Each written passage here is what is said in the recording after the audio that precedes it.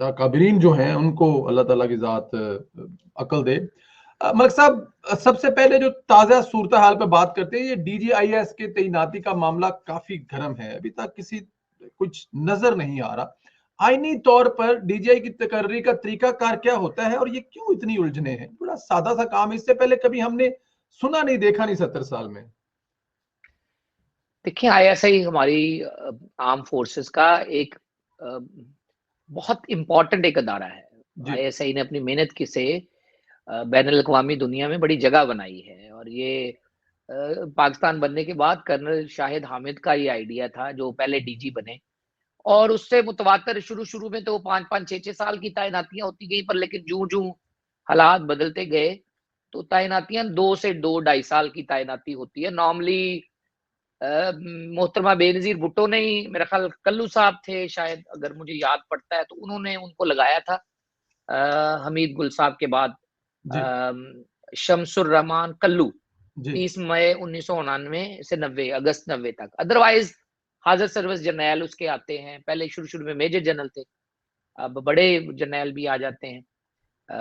और जनरल हमीद गुल इनके बड़े जो है बहुत मशहूर डीजीआई से ही थे। जनरल पाशा बड़े मशहूर डीजीआई से ही थे। कियानी साहब जो हैं वो बाद में चीफ ऑफ आर्मी स्टाफ रहे, वो उन्होंने काफी अपना नाम बनाया। लेकिन यानी कहने का मकसद ये अदारा internal security, national security assessments और जो बैरून मुल्क से जो हमें थ्रेट्स हैं उनके ऊपर नजर रखते हैं, और वो हुकूमत को और अपने अदारे को एडवाइस करते हैं कि ये हमें खतरात हैं, और फिर उसके ऊपर स्ट्रेटेजी पॉलिसी बनती है कि ये खतरा है, उसको कैसे डील करना है।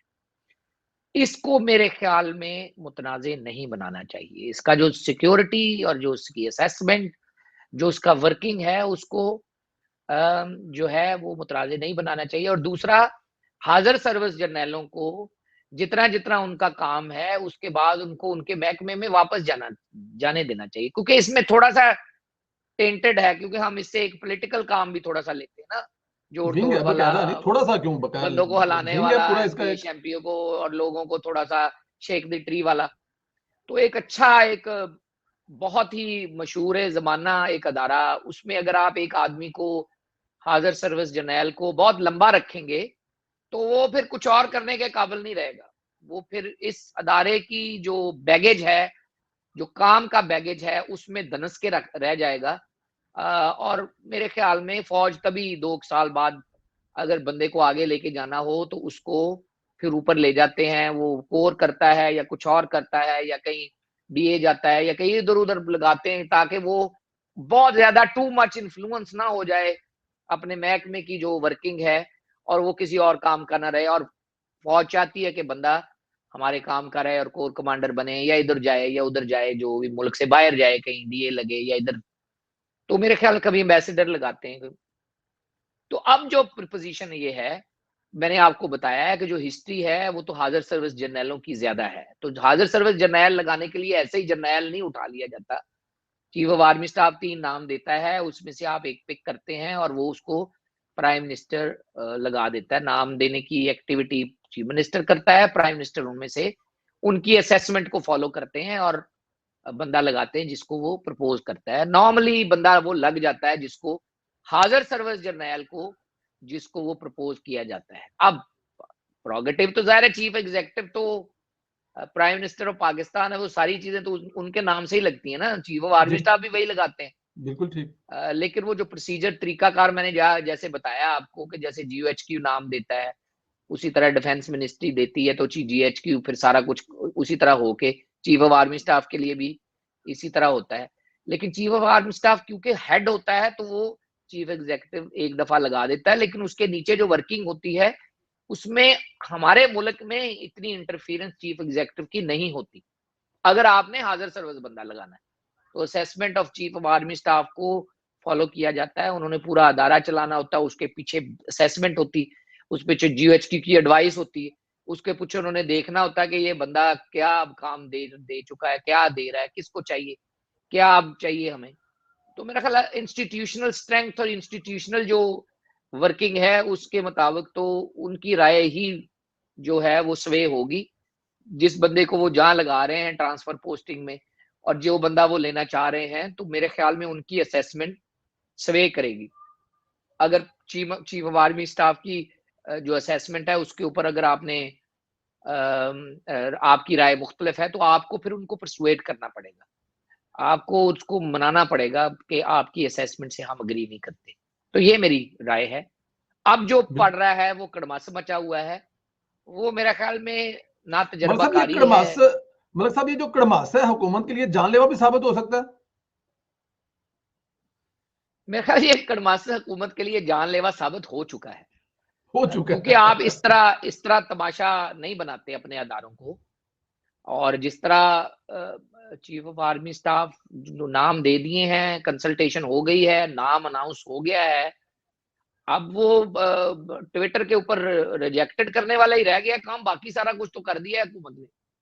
तो अगर यही काम करना है तो फिर आपकी एक पेज वाला जो है वो तो आपने खुद ही उसको वीटो कर दिया है कि आपका एक पेज पूछ कोई नहीं है। और मेरे ख्याल में चीफ एग्जीक्यूटिव इमरान खान साहब की ये बहुत कोतांदेशी और ये बड़ी मेरे ख्याल में मैं गफलत कहूंगा कि आप इस तरह का पूरी दुनिया में आप अपनी जगसाई कर रहे हैं।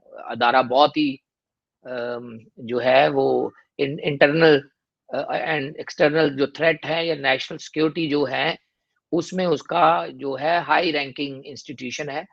आप इस तरह लोगों को, अगर आप अपनी पसंद के, हमारी सिविलियन का कई दफा प्रॉब्लम हो जाता है ना, जो फौजी आपके साथ काम करता है तो आप कहते हैं बस ये मेरा मामे का बेटा ही, ये मामू का बेटा नहीं है, ये एक अदारे का एक जवान है जो काम के लिए आया था। अब अदारे का चीफ कह रहा है कि इसको मैंने वहां भेजना है, तो ये किसी के मामू का बेटा नहीं है, आप उसको जाने दें और जो लगाया है उसको कबूल करें। और ये सारी उम्र उनका यही काम पकड़ दकड़ का वाला काम तो नहीं है ना, ये सारी उम्र तो नहीं चलेगा ना, ये कुछ अर्सा के लिए जो होता है उसकी भी खमियाजा भुगतना पड़ता है। और आपने मरियम बीवी की पिटीशन जो अगर पढ़ी है तो ये वो खमियाजा है जो अदारा भुगतता है एक इंडिविजुअल के काम के ऊपर। अब अदारा देखेगा कि आया क्या करना है इसके ऊपर, इस पिटीशन के ऊपर, आया अदारा इसके ऊपर इंडिविजुअल्स की सरपरस्ती करता है या इंडिविजुअल के ऊपर ब्लेम लेने देता है।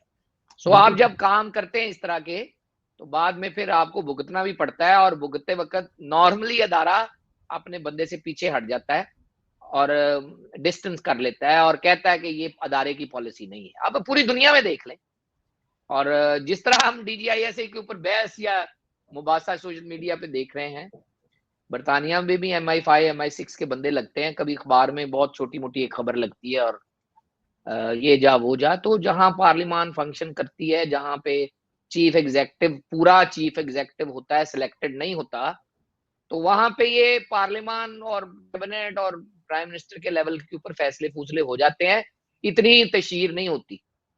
हमारे जैसे मुल्क में प्राइम मिनिस्टर साहब मेरा ख्याल अपने आप को इलेक्टेड समझना शुरू हो गए हैं, तो अब आप आहिस्ता आहिस्ता उनको वोट की इज्जत का पता लगना भी शुरू हो जाएगा और आपको उनको पता भी लगना शुरू हो जाएगा कि पिछले 70 साल में पाकिस्तान में जो जद्दोजहद सिविलियन हुक्मरान कर रहे हैं उसका माखज क्या है, उसका नेक्सस क्या है, उसका न्यूक्लियस क्या है, वो यही है। और वो आस्ता आस्ता आएंगे उस लाइन के ऊपर कि काम करने नहीं दिया गया या आइन के मुताबिक मेरे जो राइट्स हैं वो पूरे नहीं करने दिए गए और ये और वो। आहिस्ता आहिस्ता उनको कदीर खान भी हीरो लगेंगे, फिर वो कहेंगे मुझे जनाजे पे जाने नहीं दिया गया, ये वो सारा। तो ये हमारी बदकिस्मती है कि हम पत्थर चाट के मछली की तरह मुड़ते हैं और समझदारी नहीं करते कि इस वक्त जो चीफ ऑफ आर्मी स्टाफ है, इस वक्त जो DGISI है, वो है जो ऑल इन ऑल और मोस्ट पावरफुल है पाकिस्तान। और इमरान खान साहब को ये समझना चाहिए कि वो डब्बे उठाए जाने वाली एक्सरसाइज के बाद प्राइम मिनिस्टर बने हैं, वो अपने आप को इलेक्टेड समझ रहे हैं। वो जो है हमारे सिपहसालार इस्लामी जो हिस्ट्री के उनकी मिसालें दे रहे हैं, हजरत उमर रजी अल्लाह ताला की मिसालें दे रहे हैं कि उन्होंने अपना चीफ ऑफ आर्मी स्टाफ जो है वो जंग के दौरान फारग कर दिया था और कहा था कि हालांकि उसने कोई जंग हारी नहीं थी।